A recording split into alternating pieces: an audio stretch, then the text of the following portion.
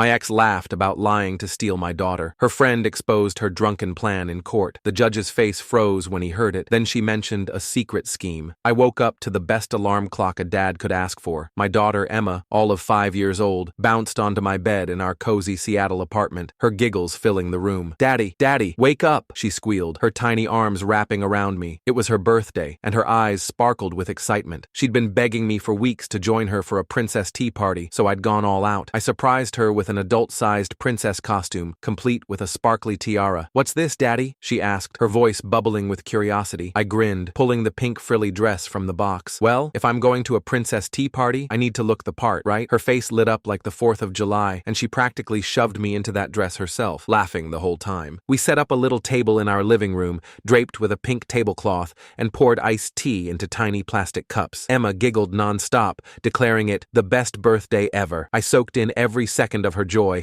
my heart swelling with love. We played pretend, clinking cups and talking in silly royal accents. But as the day wound down and I tucked her into bed, her small arms clung to me. "Don't leave, Daddy," she whispered, her voice so soft it broke me. I read her favorite story, The Princess and the Pea, until her eyes fluttered shut. Sitting alone later, the weight of reality crashed in. My wife, Sarah, and I were in the middle of a bitter divorce. She was an alcoholic, spiraling hard, and now she wanted full custody of Emma. The thought made my chest tighten. Sarah wasn't fit to care for her, but she was ruthless, and her brother Mark was a lawyer who never lost. I stared at Emma's birthday card on the fridge, her crayon drawing of us holding hands. I couldn't lose her. No matter what Sarah threw at me, I'd fight for my little girl. The joy of Emma's birthday faded fast. Reality hit like a cold Seattle rain. My soon-to-be ex-wife, Sarah, was gunning for full custody of our daughter. She wasn't just fighting, she was playing dirty. Sarah had a drinking problem, bad enough that she'd stumble home from bars in Capitol Hill, slurring and yelling, leaving Emma scared in her room. Yet she had the nerve to claim I was the unfit parent. She told anyone who'd listen that I was a drunk, that I neglected Emma, that I was a mess. Every word was a lie, but Sarah had a secret weapon, her brother, Mark. He was a lawyer in Tacoma, the kind who could make a saint look like a sinner in court. Mark never lost a case, never. I'd heard the stories about him. A friend of a friend told me about a case he handled a couple of years back. Some mom in Everett, deep in addiction, no job, living in a rundown apartment near the waterfront. She was up against a dad who had it all together, a steady job at Boeing, a nice house in Bellevue, the works. Everyone thought he'd win custody of their 3 kids, but Mark stepped in. He spun a story about the mom's redemption, brought in witnesses to swear she was turning her life around. He even twisted her addiction into a strength, saying it made her more empathetic to her kids' struggles. The judge bought it. She got the kids. The dad was crushed. Knowing Mark could pull that off terrified me. If he could win a case like that, what chance did I have? Sarah was no saint either. She hadn't worked in years, spent her days at dive bars, and could barely keep it together for Emma's school events. But Mark was already working his magic. He'd started coaching her, helping her craft a sob story for the court. I overheard her on the phone one night, laughing with him about how they'd nail me. My stomach churned. I wasn't perfect, but I was the one who made Emma breakfast every morning, helped with her homework, and tucked her in at night. Sarah barely remembered Emma's bedtime. I sat in our small living room,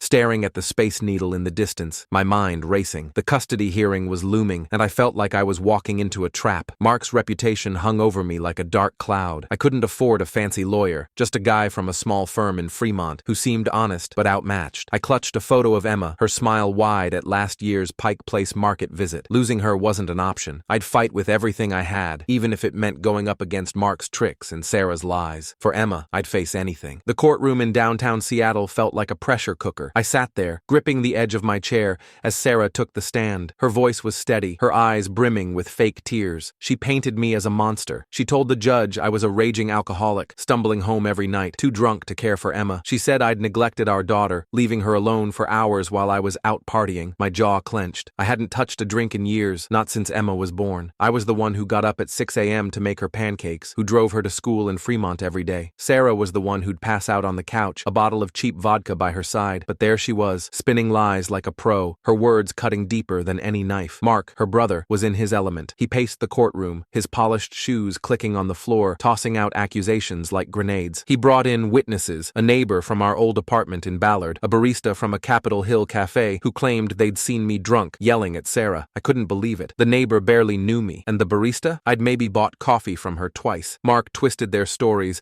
making it sound like I was a walking disaster. He even pulled out a photo of me holding a beer at a 4th of July barbecue 3 years ago, claiming it was proof of my addiction. My lawyer, Tom, scribbled notes furiously, but I could see the worry in his eyes. Mark was good, too good. Sarah's lies didn't stop at my drinking. She accused me of being verbally abusive, saying I'd screamed at her for years, making her life hell. She sobbed, clutching a tissue, saying she'd stayed with me for Emma's sake. The judge's face was unreadable, but I saw a few people in the gallery nod, buying her act. My heart sank. I'd never raised my voice to Sarah, not once. If anything, I'd spent years tiptoeing around her outbursts, cleaning up her messes when she came home drunk. But Mark made her look like a saint, a struggling mom fighting for her child against a deadbeat dad. I wanted to scream, to tell the room she was lying, but Tom put a hand on my arm. "Stay calm," he whispered. "We'll get our chance." The worst came when Sarah claimed I'd neglected Emma. She said I'd left her alone at home, ignored her needs, and didn't care about her schoolwork. That one hit hard. I was the one who helped Emma with her math homework, who cheered at her school plays. I had a box full of her drawings under my bed, every one a treasure. Sarah barely knew what grade Emma was in. Yet, Mark backed her up, presenting a forged note from a teacher claiming I'd missed parent-teacher conferences. My blood boiled. I looked over at Emma, sitting quietly with a social worker, her little hands folded. She didn't deserve this. She deserved a dad who'd fight for her, not this circus of lies. I felt trapped, like the walls were closing in. Mark's witnesses kept piling on,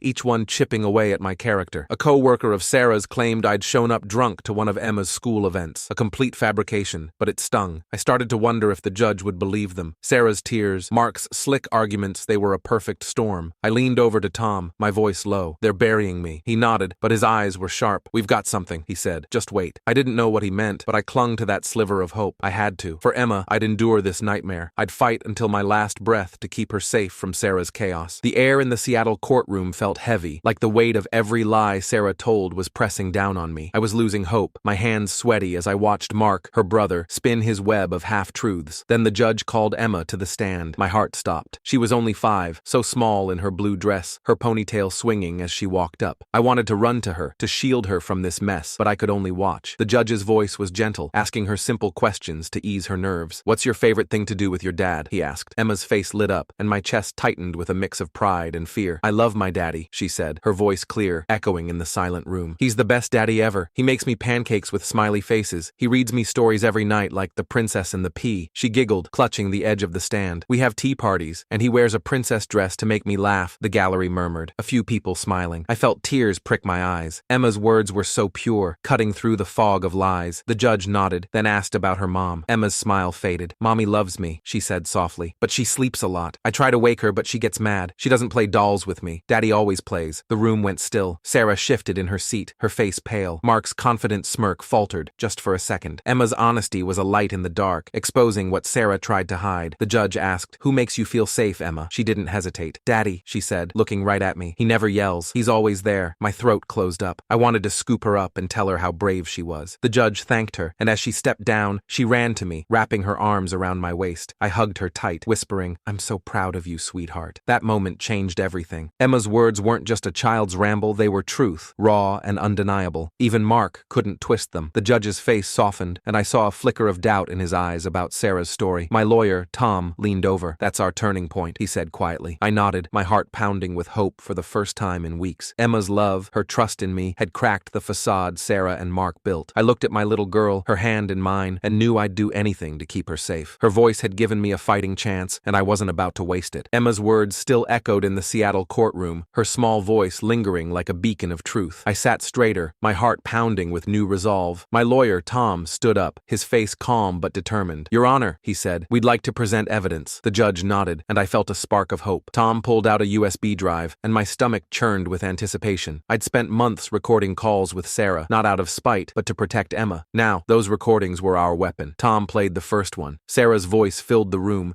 slurred and angry, yelling at me over the phone about missing a pickup time for Emma. "You're useless," she screamed, her words barely coherent. The courtroom went quiet, the air thick with tension. Sarah's face turned ghostly white. She leaned toward Mark, whispering frantically, but he just shook his head. Tom didn't stop there. He showed a video from a supervised visit at a community center in Tacoma. Sarah stumbled in, her eyes glassy, barely able to stand. She'd tried to hug Emma, but Emma shrank back, clinging to the social worker. The video showed Sarah arguing, her voice loud and unsteady, as the worker calmly asked her to leave. I glanced at the judge, his brow furrowed, his pen frozen over his notes. The gallery murmured, and I felt a rush of vindication. This was the real Sarah, not the Saint Mark tried to sell. Tom kept going. He called up a witness, Sarah's old friend Lisa from Capitol Hill. Lisa looked nervous, her hands twisting in her lap. Under oath, she admitted Sarah's drinking was out of control. asshole. She'd call me at 2 a.m., drunk, laughing about how she'd win this case, Lisa said, her voice shaking. She told me she lied about him. She pointed at me. To make herself look better. The room felt electric. Lisa hesitated, then added, she even bragged about turning his parents against him. Said it was easy. My chest tightened. My own parents had stopped talking to me,